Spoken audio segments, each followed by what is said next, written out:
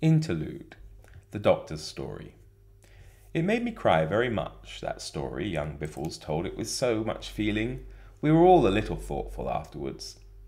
And I noticed even the old doctor covertly wiped away a tear. Uncle John brewed another bowl of punch, however, and we gradually grew more resigned. The doctor, indeed, after a while, became almost cheerful, and told us about the ghost of one of his patients. I cannot give you his story. I wish I could. They all said afterwards that it was the best of the lot. The most ghastly and terrible, but I could not make any sense of it myself. It seemed so incomplete. He began all right, and then something seemed to happen, and then he was finishing it.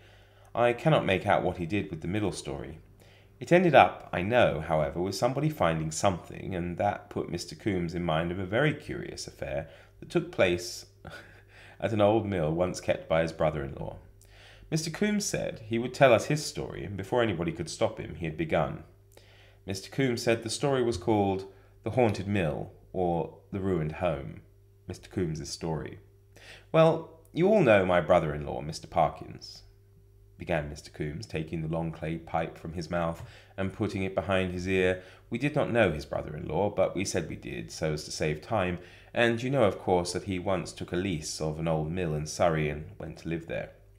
Now, you must know that years ago, this very mill had been occupied by a wicked old miser, who died there, leaving, so it was rumoured, all his money hidden somewhere about the place.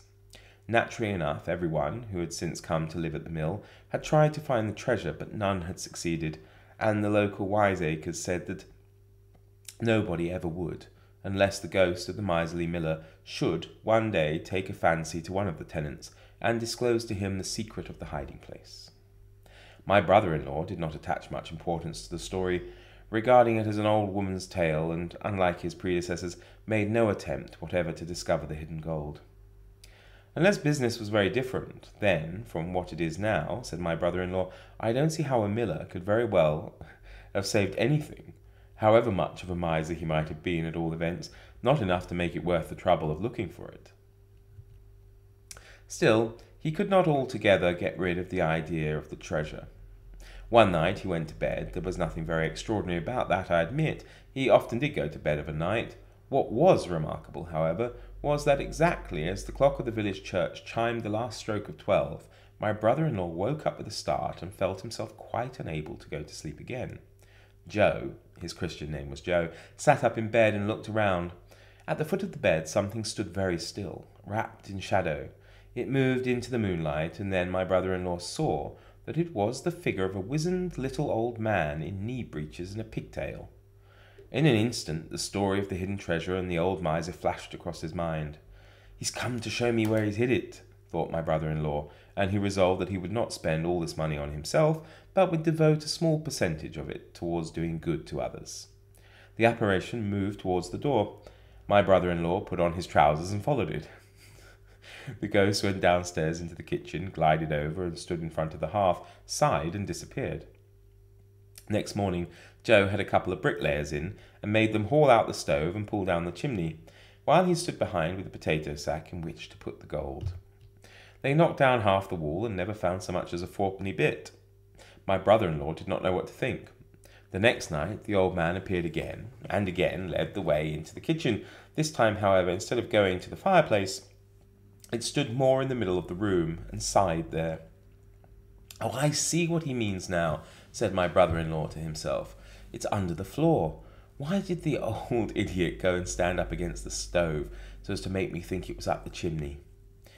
They spent the next day in taking up the kitchen floor, but the only thing they found was a three-pronged fork, and the handle of that was broken. On the third night the ghost reappeared quite unabashed, and for the third time made for the kitchen. Arrived there, it looked up at the ceiling and vanished.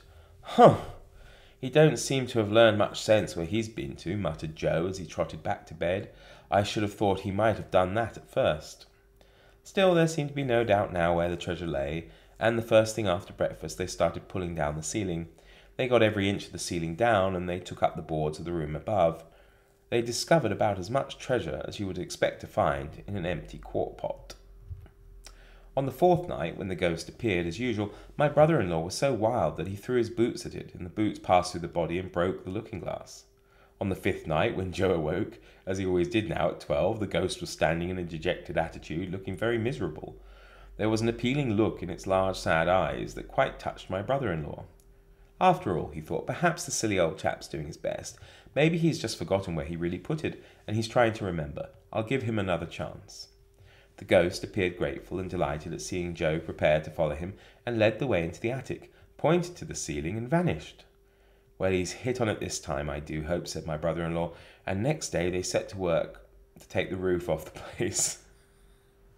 It took them 3 days to get the roof thoroughly off, and all they found was a bird's nest. After securing which they covered up the house with tarpaulins to keep it dry. You might have thought that would have cured the poor fellow of looking for treasure, but it didn't. He said there must be something in it all, the ghost would never keep on coming as it did, and that having gone so far, he would go on to the end and solve the mystery, cost what it might. Night after night, he would get out of his bed and follow that spectral old fraud about the house. Each night the old man would indicate a different place, and on each following day my brother-in-law would proceed to break up the mill at the point indicated and look for treasure. At the end of 3 weeks there was not a room in the mill fit to live in. Every wall had been pulled down, every floor had been taken up, every ceiling had a hole knocked in it, and then, as suddenly as they had begun, the ghost's visits ceased, and my brother-in-law was left in peace to rebuild the place at his leisure. What induced the old image to play such a silly trick upon a family man and a ratepayer? Ah, that's just what I cannot tell you.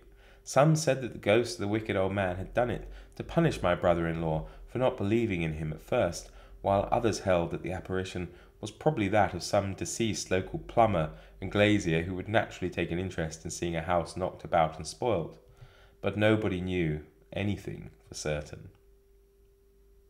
So there we go. I'll be back tomorrow. I hope you're enjoying this as much as I am. I do recommend Jerome K. Jerome to everybody if you've never read him. And anyway, do take care. See you soon. Bye.